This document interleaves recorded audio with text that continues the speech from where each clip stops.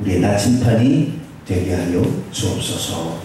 우리 주 예수 그리스도의 이름으로 기도하옵나이다. 아멘.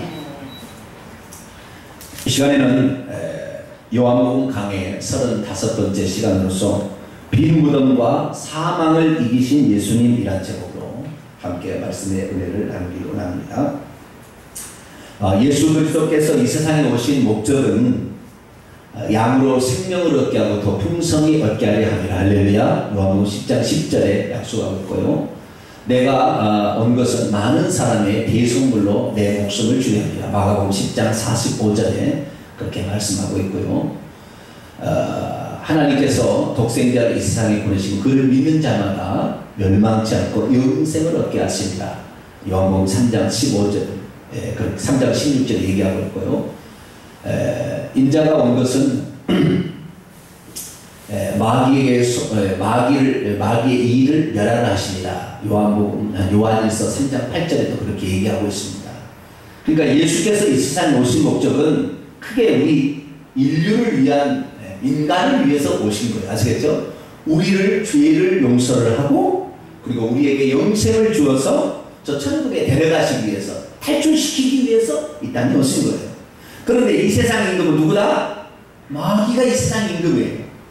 그 하늘에서 하나님께서 이 보이는 만물을 짓기 전에 보이지 않는 천사를 지었는데 아마 둘째 날 짓지 않았나 싶어요.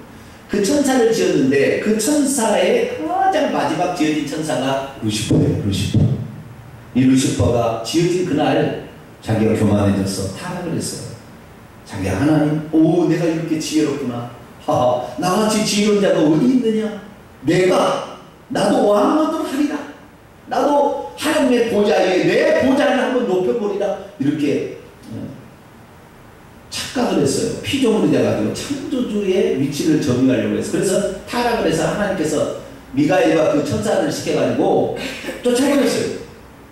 그래서 이 세상에 들어와서 공중의 권세 잡은 자가 되어 있었기 때문에 예수님은 이 인간이 이 공중의 권세 잡은 자, 마귀가 세상 임금인 여기 밑에서 종노를 하고 있는 이 인간을 죄를 사해서 마귀에 더 이상 붙잡지 못하게 만든 다음에 하나님의 생명을 줘서 하는 자녀가 되게 한 다음에 이 믿는 사람들을 데리고 천국에 가서 영원히 살려고 하는, 이게 예수님이 이 세상에 오신 목적이에요. 그러니까 크게는 인간들을 위한 거지만 작게로 본다면 인간들을 위한 것과 마귀의 권세를 박살내는 거예요. 그래서 예수님께서는 나중에 이 인간들을 다 데려다가 천국으로 데려가기 위해서는 이 세상, 이 우주는 어떻게 해요? 불바다를 만드는 거예요. 뭘 만든다고요? 불바다를 만든다. 자, 베드로후서 3장을 보겠습니다. 베드로후서 3장.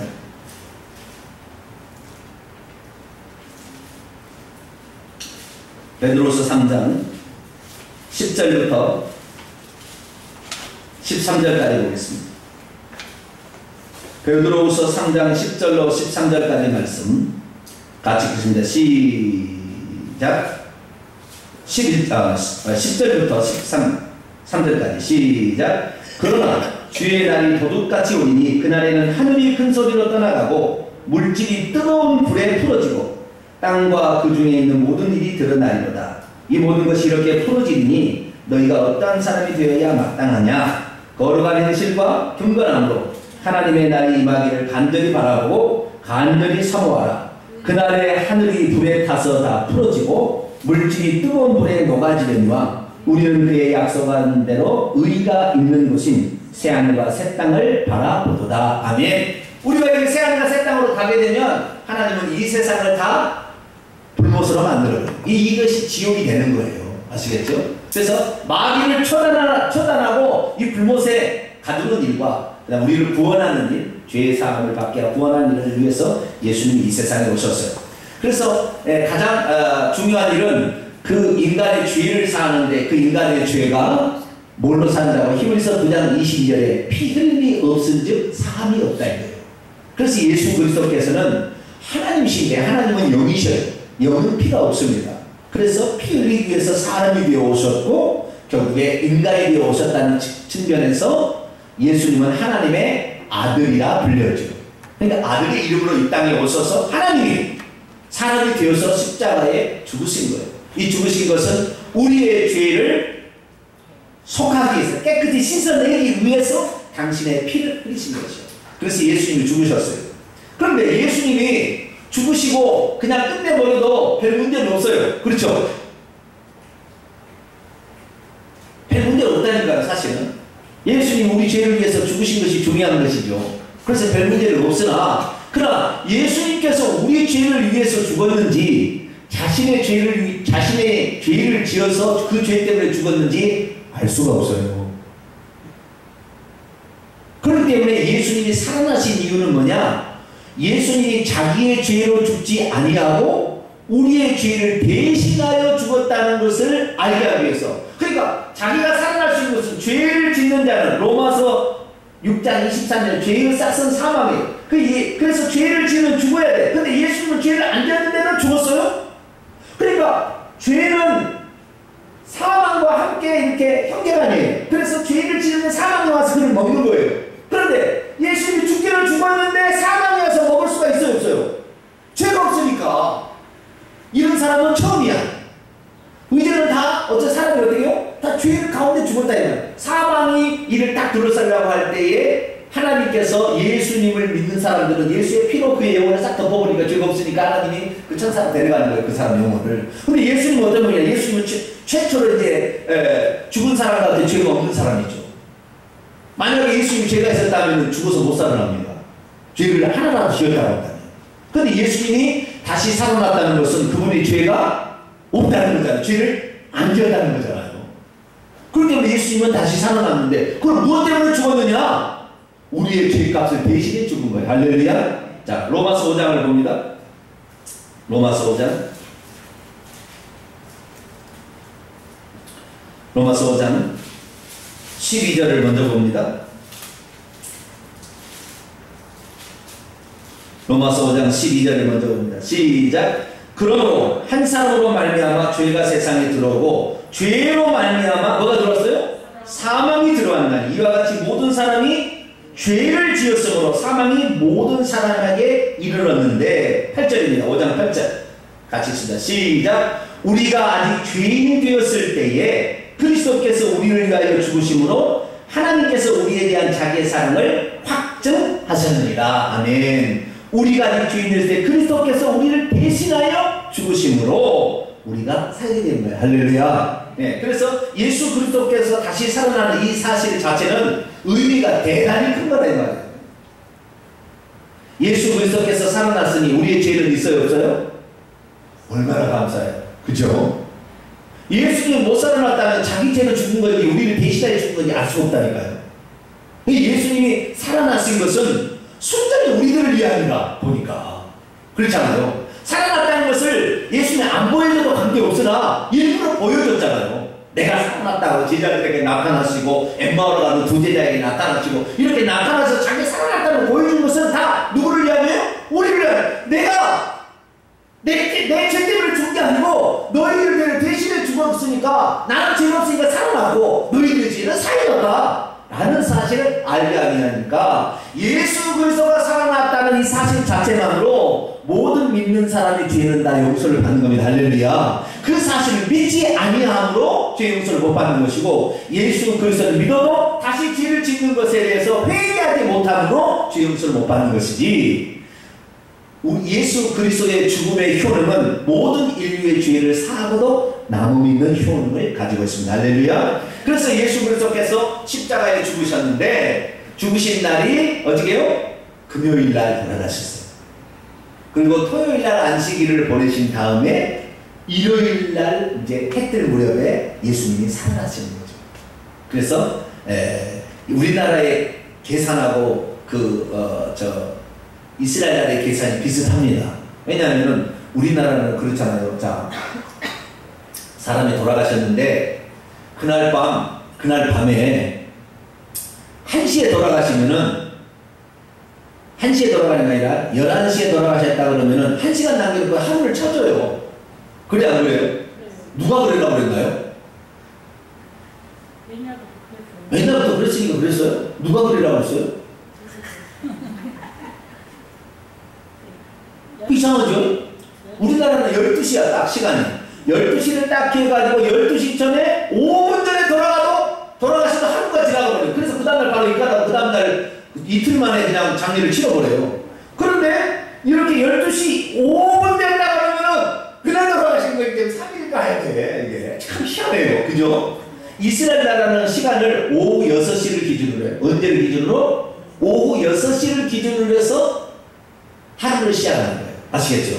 그러니까 이스라엘 나라도 오후 6시 이전에 죽으면 5시 55분에 죽으면 하루를 쳐주는 거야. 아시겠죠? 그러니까 예수님이 오후 3시에 돌아가셨으니까 6시 하루가 되기 3시간 전에 돌아가신 거거든요. 그래 하루를 쳐주는 거예요. 그리고 금요일에 하루를 쳐주고 그 다음에 토요일에 하루를 쳐주고 다시 아침 6시 이후에 살아나시니까 시간으로 보면 이틀도 안 되지만 날짜로 보면 3일인 거예요. 그런데 성경에 며칠 만에 살아난다고 그랬어요? 내가 3일 만에 살아나리라. 그럼 왜 3일 만에 살아났느냐? 왜 3일 만에 살아났죠? 네? 한 열흘 만에 살아나시지. 자, 마태복음 12장. 마태복음 12장. 39, 40절.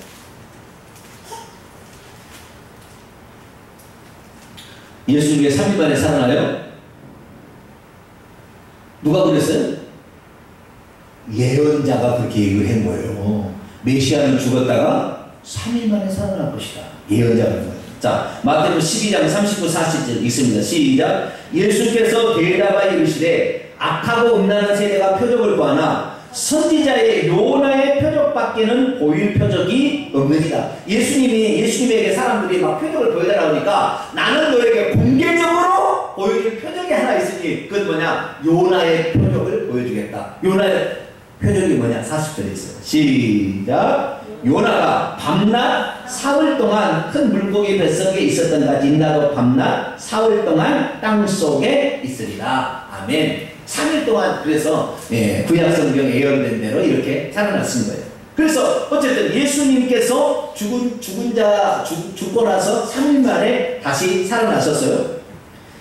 다시 살아나셨을 때 사람들의 눈에는 그때 보였어요? 안 보였어요? 안 보였어요. 3일이 되어서 새벽에 될 때 이제 해가 뜰 무렵이 됐을 때 하늘에서 2명의 천사가 내려왔습니다. 그래서 예수님의 시신을 앉혀놓았던 무덤의 돌문을 옮겼어요. 이 돌문은 장정의 3-4사람이 밀어야 하는 거예요. 이 돌문은 동그랗게 생겼고요. 밑에는 고랑이 파졌어요. 꼭 우리 미닫이 문에 고랑이 있듯이 고랑이 이렇게 딱 파졌거든요. 그래서 이렇게 고랑으로 쑥 밀게 되고 다시 고랑 저쪽에서 쑥 밀어서 닫게 되어 있습니다. 그래서 저쪽에 고랑이 되어 있는 거예요. 그래서 이 고랑을 이렇게 밀어야 되는데 이것이 워낙 돌문이 크니까 사람이 키보다 더 커요. 큰 문입니다. 그래서 거기를 2-3사람이 밀어, 2-3사람들이 3-4사람 밀어야 된다고요. 3-4사람 밀어야 이렇게 옮길 수가 있다는 거예요. 천사가 와서 그 돌문을 밀어버렸어요. 근데 천사가 와서 밀기 전에 무슨 사건이 됐었냐면 지진이 일어났어요. 뭐가 일어났어요? 지진이 일어났어요. 대제사장들이 예수님을 그 아리마대 요셉이 판 새 무덤에 묻었다고 하니까 대제사장들이 이 얘기를 알고 있었어요. 무슨 알고 있었냐면 메시아가 죽었다가 3일 만에 살아난다는 얘기를 했다는 사실을 알고 그의 제자들이 와가지고 시체를 훔쳐가놓고 살아났다 이렇게 할까봐 대제사장들이 성전 경비병들을 4사람을 거기다 파송을 했습니다. 그래서 중부장을 하고 그 무덤을 지키고 있었어요. 그런데 3일째 되는 날 새벽에 해가 뜬 무렵에 갑자기 뭐가 일어나요? 지진이 팍 일어나고 흔들어가지고 푹 쓰러졌어요. 그런데 갑자기 하늘에서 빛이 확 내려오면서 2명의 천사가 내려와서 볼문을 싹 움직이는 거예요. 그러니까 얼마나 놀랬겠어요. 자, 마태복음 27장. 제가 한 얘기가 아니고요. 자, 마태복음 27장.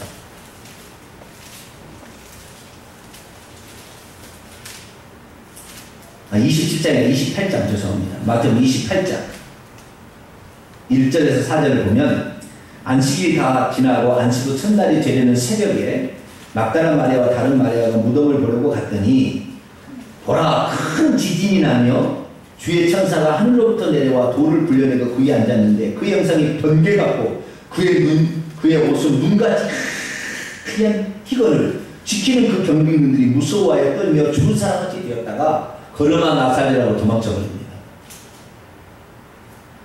그런 상태에서 이제 누가 오느냐? 여인들이 그 무덤을 찾아오는 거예요.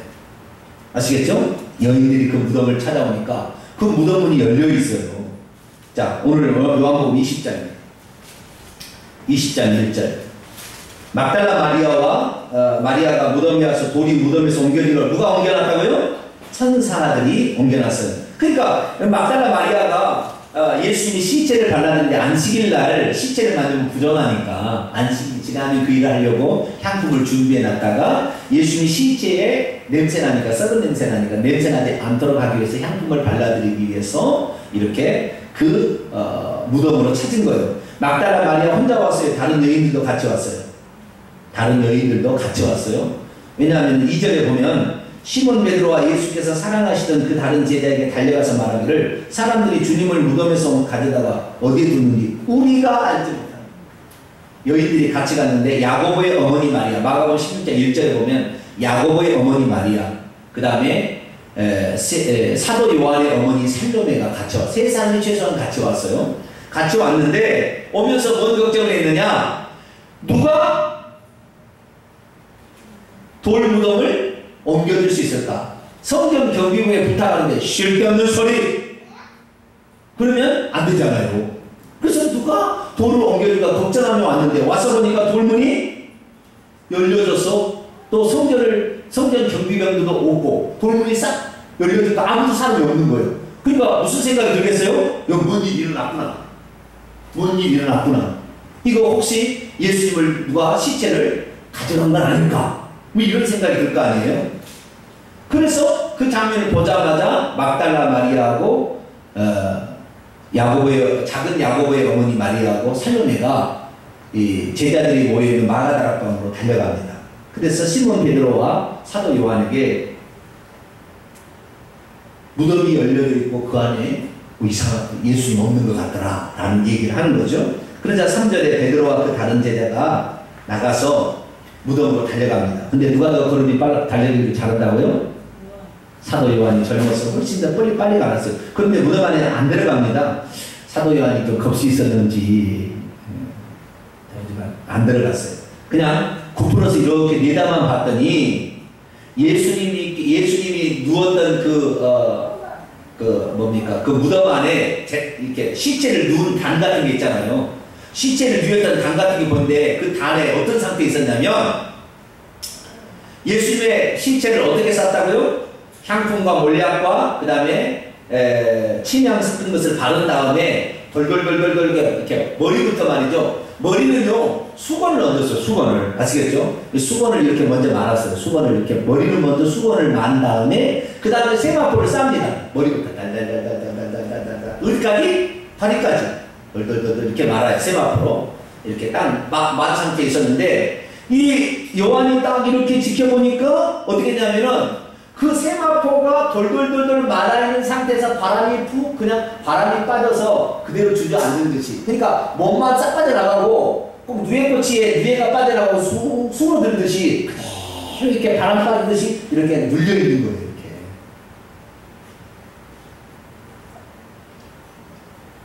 그래서 이상하다 생각을 했어요. 그래서 시몬 베드로가 와서는 즉각 들어갔어요. 시몬 베드로 왜 즉각 들어갔어요? 시몬 베드로는 피가 끓는 열혈 항상 앞장서잖아요. 별로 무서워도 좀 덜 느낀 사람. 그냥 들어갔어요. 들어가서 봤더니 이 시체를 돌돌돌 말았던 세마포는 그대로 바람 푹 빠진 상태로 놓여있고 그 다음에 머리를 이렇게 둘둘 쌌던 수건은 옆에 따로 이렇게 다시 또 놓여있고 그런 걸 봤어요. 그런데 이 두 제자는 그걸 보고도 뭘 생각지 못할까요? 예수님이 부활했다는 생각은 추호도 하지 않냐고 어찌 이런 일이 있는가 라고만 생각하고 그냥 돌아갑니다. 여러분 예수 그리스도께서 부활했다는 증거가 크게 두 가지가 있습니다. 첫째는 뭐냐면 간접적인 증거. 무슨 증거? 간접적인 증거가 있고요. 그 다음에 직접적인 증거가 있어요. 간접적인 증거가 두 가지고 직접적인 증거가 두 가지입니다. 간접적인 증거의 첫 번째는 빈 무덤이에요. 무슨 무덤? 빈 무덤. 예수님 분이 시체는 있는데 빈 무덤인데 빈 무덤에 조금 더 나가면 세마포가 그대로 놓여있고 예수님을 쌌던 수건이 그대로 있다. 만약에 누군가 시체를 훔쳐간다면 예수님의 시체에서 세마포를 다 풀어내야 될 거 아니에요. 그러면 만약 그대로 가져가야 되겠죠. 급하면. 근데 풀어놓고 간다 하면은 어떻게 되겠어요? 풀린 상태로 또 종이 두루마리 화장지가 막 풀어가지고 막 이렇게 막 엉클어진 상태로 있어야 될 거 아니에요. 그렇지 않아요? 이해가 되시 안 되세요? 이해가 되시죠? 그 엉클어진 상태에 있어야 돼. 그런 상태로 안 있었다는 거예요. 이 누에고치가 폭 빠져나가듯이 그냥 이렇게 싹 빠져나간 상태에 있는 거 보니까 이 빈무덤과 세마포와 그리고 머리에 쌓던 수건이 예수님이 부활했다는 강력한 증거예요. 빈무덤이 강력한 증거. 두 번째는 뭐냐? 천사가 와서 뭐라 그래요? 네? 11절부터 보니까 이게 베드로와 요한이 돌아간 다음에 마리아는 안 가고 나머지 여자도 갔어요. 마리아 혼자만 막달라 마리아만 남아서 울고 있었어요. 그랬더니 흰옷 입은 천사가 그 무덤 안으로 이제 들어가서 시체의 머리에 머리치에 발치에 양쪽에 이렇게 앉아 있었어요. 그러자 마리아가 무덤 안에 들어갔더니 그 천사를 보고 깜짝 놀랐을 때 천사가 말합니다. 여자여 어찌하여 우느냐? 그랬더니 마리아가 사람들이 내 주님을 옮겨다가 어디에 두었는지 알지 못한다. 그랬더니 14절에 이 말을 하고 뒤를 돌이키고 이게 여기 보니까요. 천사하고 이 마리아의 대화를 보게 되면 이 마태복음과 마가복음 읽어보면 더 말을 했어요. 무슨 말을 했느냐? 십자가에 못 박힌 예수를 찾느냐? 그는 죽지 않고 다시 살아나셨느니라. 너희보다 먼저 갈릴리로 가니 제자들에게 가서 갈릴리에서 주님을 배웠는다. 이렇게 일러라. 이렇게 했단 말이 나와요. 다른 복음서에 보게 되면.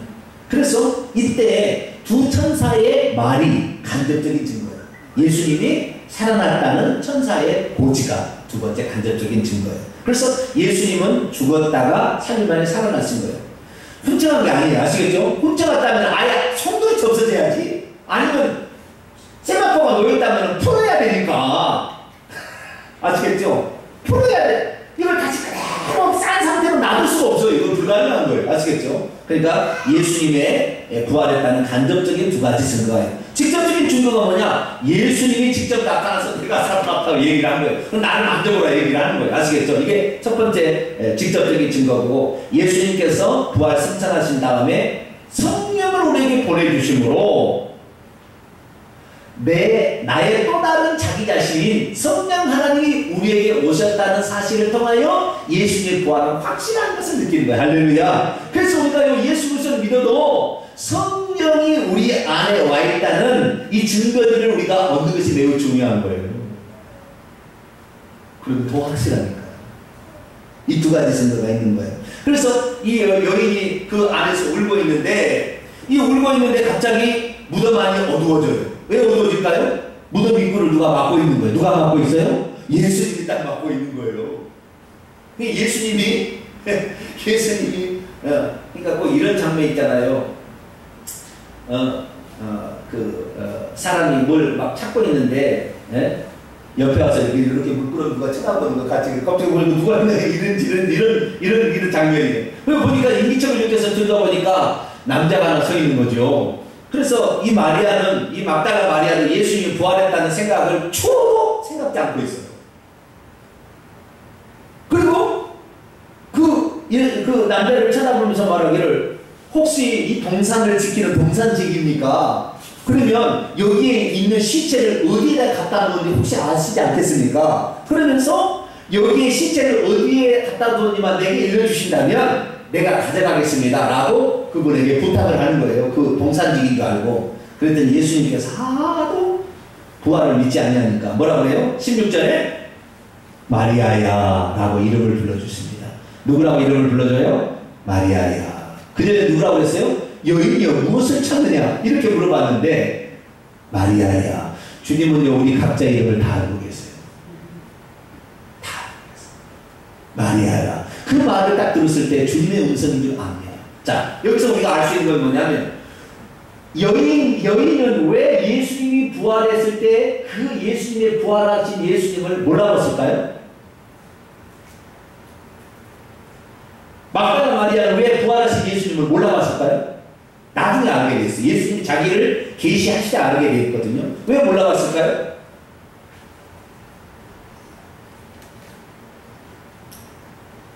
예수님이 이 땅에 사셨을 때 머리카락은 헝클어져 있을 때도 있었을 거 아니에요, 그죠? 예? 예수님의 눈곱은 있어요, 없어요? 예? 못 보셨나요? 눈곱이 끼이지? 때로는 코가 이렇게 나와가지고 이렇게 흙이 이렇게 묻어가지고 이렇게 하얗게 검정게 이렇게 묻어있는 거 보셨나요? 안 보셨어요? 근데 부활하신 예수님은 여기 때가 묻어요, 안 묻어요? 머리카락에 막 흩어져 있어요, 없어요? 아니, 잠자고 일어나면 흩어질 거 아니에요? 예수님 잠 안 잤어요? 부활하신 예수님의 모습은 영광스러운 모습이에요. 할렐루야. 여러분, 예수님께서 부활하셨다는 것 중에서 우리가 부활하고 우리가 부활할까 하고 현격한 차이가 있는데, 그 차이는 뭐냐면 우리는 이 육신의 몸을 갖고 부활해요, 안 부활해요?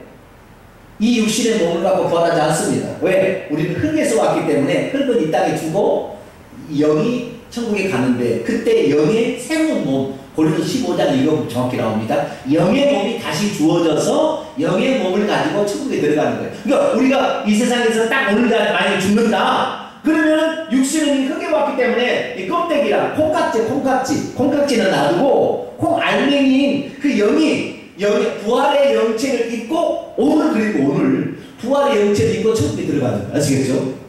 그런데 예수님은 흙이 육신이 되지 않고 말씀이 육신이 되으셨기 때문에, 말씀은 영원한 거잖아요. 말씀은 뭐 하나님이라고 그랬잖아요. 요한복음 1장 1절에. 그러니까 하나님이 영원한 것이 육신이 되었기 때문에 예수님의 부활은 뭐냐면 그 몸을 가지고 그대로 부활하신 거예요. 제가 지난주에 그런 얘기를 했었지 않습니까? 예수님의 시체에 만약에 다리를 누가 망치로 깨가지고 부러뜨리면 돼요, 안 돼요? 절대 안 돼요. 왜냐면 예수님 다시 부활하면 어떻게 해요? 그 몸 갖고 부활할 텐데 어떻게 돼요? 쫄쫄쫄 하고 다니지. 그러니까 그 시체를 꺾지 말라는 얘기가 그 얘기예요. 시체 하나, 뼈 하나 상치 않는다는 얘기가 그 얘기인 거예요. 왜? 뼈가 상하면 안 되니까. 예수님은 그 몸을 갖고 그대로 부활하신 분이고, 우리는 영의 몸을 다시 하나님이 주셔서 그 몸을 갖고 부활할 거 아시겠죠? 그러니까 예수님께서 이 부활하셨다라는 사실 자체를 알 수 있는 것은 예수님의 그 몸을 가지고 그대로 가셨다는 것이 예수님의 부활을 증명하는 거예요. 만약에 예수님이 십자가를 그대로 남겨두고 부활하셨다 그러면 우리 인간은 그렇게 돼요. 그러나 예수님이 만약에 그렇게 됐다면 예수님은 하나님의 아들이 아닌 것입니다. 그러니까 예수님이 당신의 몸을 그대로 가지고 부활한 것은 예수님이 하나님의 아들이요 하나님 자신이라는 증거예요. 또 다른 증거. 할렐루야. 네, 예수님의 부활하신 것은 우리의 죄를 위해 십자가에 죽으신 것이고, 당신의 죄로 죽지 않았다는 것뿐만 아니라 그 몸을 가지고 그대로 부활하신 예수님이 하나님이고 예수님이 말씀이고, 예수님은 바로 하나님의 아들이신가는 강력한 증거라고 이게.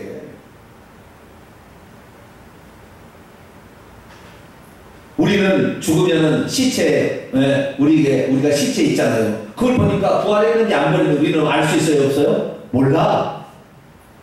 그렇잖아요. 그러니까 우리는 지금 누가, 예를 들어서 우리 성도 중에 한 분이 누가 돌아가셔서 시체 같은 게 있어요. 그럼 이 사람이 천국 갔는지 지옥 갔는지는 모를 수 있어요. 왜? 시체는 남아있으니까. 예수님은 시체가 남아있는 것이 아니라 그 시신이 말씀 육신이 되고 그걸 가져가셨기 때문에 부활하기 확실한 표가 나는데, 우리는 표가 나지 않아요. 그러니까 우리가 죽어봐야 한다는 얘기가 그 얘기예요. 여러분, 죽을 때까지 믿음의 진영을 잘 지키게 되길 축원합니다. 잘 지키셔야 돼요. 천국에서 얻기만 해보세요. 네? 천국에 갔는데 우리 성도이 없다. 지구 끝이라도 제가 쫓아갈 테니까. 네? 이렇게 얘기를 했는데도 천국을 못 갔다. 이건 있을 수 없는 일. 네? 그래서 예수님께서 이제 그 몸을 가지고 그대로 부활하는 영광스러운 몸이에요. 아시겠죠? 그전에는 흙이 육신이지만, 아니, 말씀이 육신이 됐지만 육신이에요. 그래서 피가 있고 다니는 육신인데, 이것이 이제 피도 없는 상태, 영의 몸처럼 이렇게 바뀐 상태로 예수님이 나타났기 때문에 잘 몰라보는 거예요. 그래서 모르니까 예수님께서 마리아야 이름을 불러주시면서 당신이 부활했던 사실을 직접 보여주신 거예요. 그런데 막달라 마리아에게는 자기를 붙잡지 말라고 해요. 17절 읽습니다. 요한복음 20장 17절 같이 봅니다. 시작. 예수께서 이르시되 나를 붙들지 말라. 내가 아직 아버지께로 올라가지 아니하였노라. 너는 내 형제들에게 가서 이르되 내가 내 아버지 곧 너희 아버지 내 하나님 곧 너희 하나님께로 올라간다 하라 하시니, 여기 보니까 두 가지 사실인데요. 첫째, 막달라 마리아에게 부활하신 예수님께서 먼저는 만지지 말라고 했어요. 그죠? 나중에는 만지도록 허락합니다. 특히 이제 19장 뭡니까 25절에 보면은 도마라는 사람에게는 손가락으로 네 손가락으로 내가 진짜 부활한 예수님이냐고 넣어보라. 그 상태로 상처난 그 상태에 있기 때문에 그렇게 해보도록 합니다. 그렇지만 막달라 마리아에게는 만지지 말라고 해요. 왜 만지지 말라고 했대요? 그 이유가 나와 있죠. 뭐라고요? 내가 아직 아버지께로 올라가지 못했다. 이게 무슨 말입니까? 예수님께서 지금 새벽 미명에 예수님이 부활하실 하시자마자 어떻게 해요? 그 부활하시기 직전에 아마 지진이 일어났고 천사가 와서 돌문을 딱 옮겨오면서 예수님이 부활해서 그 몸을 가지고 싹 밖으로 나왔는데, 그 순간에 성령 경비면 네 사람은 무서워서 혼비백산에서 걸어가다서 오줌 찔찔 싸고 도망가 버렸고, 나머지 세 명의 여자들이 그 순간에 그 무덤에 왔는데 무덤이 열려진 장면을 보고 바로 같은 게 없어서 빨리 가가지고 베드로와 요한에게 얘기해서 와서 또 보니까 없어 하는데, 예수님이 옆에서 지금 뭐하고 있어요? 보고 있는 거예요 지금. 아시겠죠? 그런데 다 가버렸는데 끝까지 누가 남았어요? 막달라 마리아가 끝까지 예수님을 사랑하는 마음으로 예수님의 시신이라도 어디가 갔을까? 그리고 예수님의 시신이라도 다시 확인하기 위해서 끝까지 여러분, 신앙은요 끝까지 지켜야 돼. 할렐루야. 그래야 뭔가 기적도 나타나고 특별한 은총이 있어요. 가버려도 돼요? 안 돼요? 네? 좀 힘들다고 팍 가버리고. 절대 그런 사람 기적 없어요. 그런 사람 기적 못 봐요. 그런 사람 안 돼. 좀 엉덩이가 무거워야 돼. 뭐라고요? 엉덩이가 무거워요. 진득한 맛이 있어요. 이 여인은 다 가고, 베드로와 요한이 가고, 나머지 야고보의 어머니나 살림에 다 가도 자기는 끝까지 남아서 예수님이 어디 가셨을까? 예수님이 십자가 어디 갔을까? 그러니까 예수님이 나타나서 얘기하는데, 아직 지금 그가지고 그 장면을 막 보니까 예수님도 어떻게 해요? 걱정이 되잖아요. 걱정이. 왜? 저분들 진짜 부활했다는 사실을 모르고 절망하면 어떡할까 이거죠. 절망하면 어떡할까. 그런데 끝까지 가지 않냐고 막달라 마리아가 있으니까 마리아에게 일부러 나타난 거예요. 마리아야 하시면서, 그리고 말하기를 나를 만지지는 마라.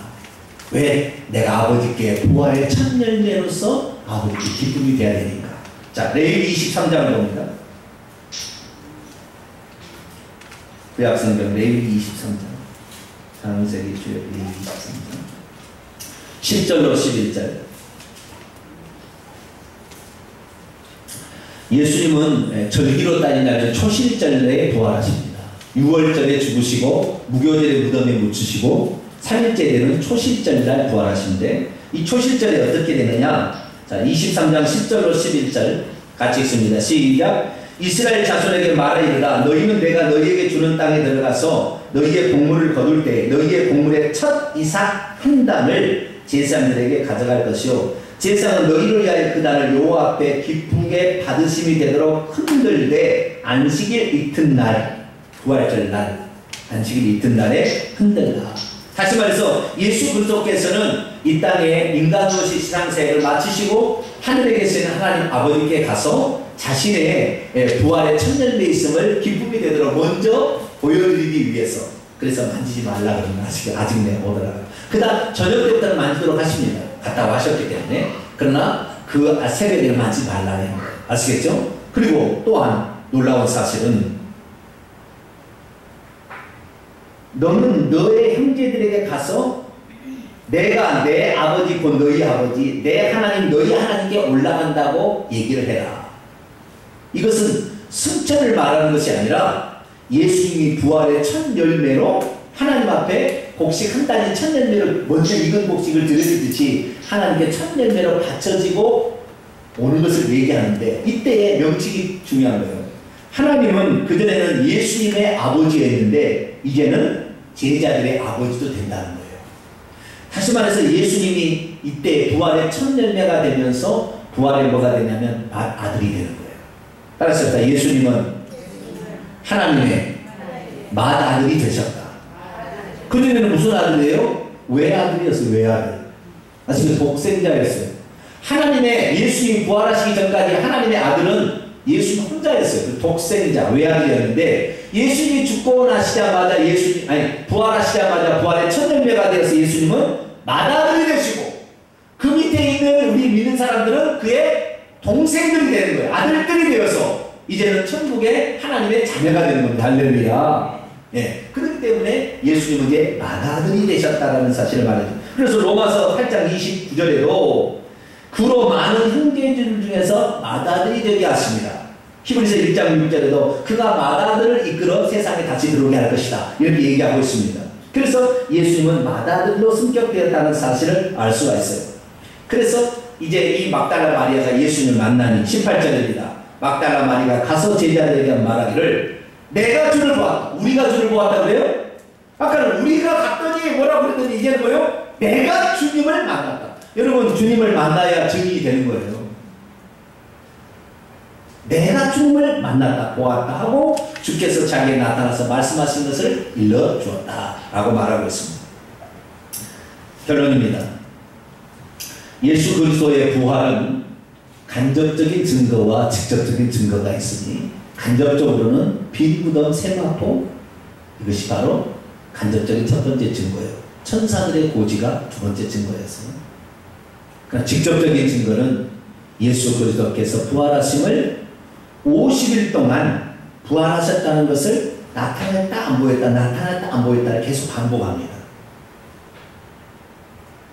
그래서 이제 다음 주에 더 보겠는데요. 이 50일 동안 예수님은 나타났다 안 보였다를 계속 얘기함으로 예수님이 부활하신 그 부활체가 되셨다는 것을 정확히 알려주십니다. 그리고 그 부활하신 그대 50일 뒤에는 뭘 보내줘요? 성령을 보내주심으로 그 다음에 성령 받음을 통하여 예수님이 부활하셨다는 확실한 증거를 우리에게 보여주는 거예요. 아시겠죠? 그러니까 지금 우리 눈앞에 예수님이 나타날까 안 나타날까요? 나타날 일이 없어요. 지금 안 나타나시는 거예요. 지금은 예수님이 나타나시지 않으셔요. 우리가 예수님 보려면 천국에 가셔야지. 예수님은 나타나시지 않으셔요. 천국에 가야 예수님 보는 거예요. 지금은 누구를 통해서 예수님이 부활한 걸 증명한다? 성령을 통하여 증거한다. 할렐루야. 그래서 성령, 오순절 강림 성령 사기 그게 중요한 거예요. 그래서 우리가 성령을 받게 될 때 성경 말씀이 믿어지는 겁니다. 이 말씀이 믿어지는 거예요. 하나님의 말씀으로. 그리고 이 말씀을 하게 될 때 내 영이 살아나서 방언을 하게 되고 이 정말로 성경 말씀에 대한 이 모든 게 깨달아지는 거예요. 할렐루야. 이 누가 집어넣는다고 해서 믿어지겠습니까? 깨달아지고 믿어지는 거예요. 주님을 위해서 내가 사는 것이 그렇게 행복한 거예요. 할렐루야. 피곤하다고 일해도 이것이 너무 행복한 거예요. 할렐루야. 이게 성령이 오시면 그렇게 되는 거예요. 어찌 무료봉사가 어딨냐 이 말이에요. 무료봉사가. 교회 와서는 성도들이 무료봉사에다가 돈도 내가면서 무료봉사하잖아요. 세상에 어느 단체가 돈을 내가면서 무료봉사. 물론 그런 단체도 있긴 있습니다만 그런 한계가 있잖아요. 그러나 우리는 그렇게 하는 거예요. 왜? 성령이 우리 안에 계시니까 내적인 평안함과 기쁨이 있잖아요. 할렐루야. 그래서 우리가 성령을 의지하는 겁니다. 그래서 우리가 지금의 부활의 증거는 빈 무덤은 이미 우리가 없어졌고 우리 2000년이 지나서 성령은 계속해서 우리에게 있으니 성령 충만 받게 되기를 축원합니다. 성령을 의지하게 되면 모든 게 다 믿어지는 거예요. 그래서 우리 성령으로 말미암아 이 부활의 증인이 되는 자 여러분 되시기를 간절히 축원합니다. 기도하겠습니다. 거룩하신 아버지 하나님, 예수님이 부활하셨다는 증거들을 우리가 배웠고 또 부활의 가장 강력한 증거로서 성령을 우리에게 보내주시고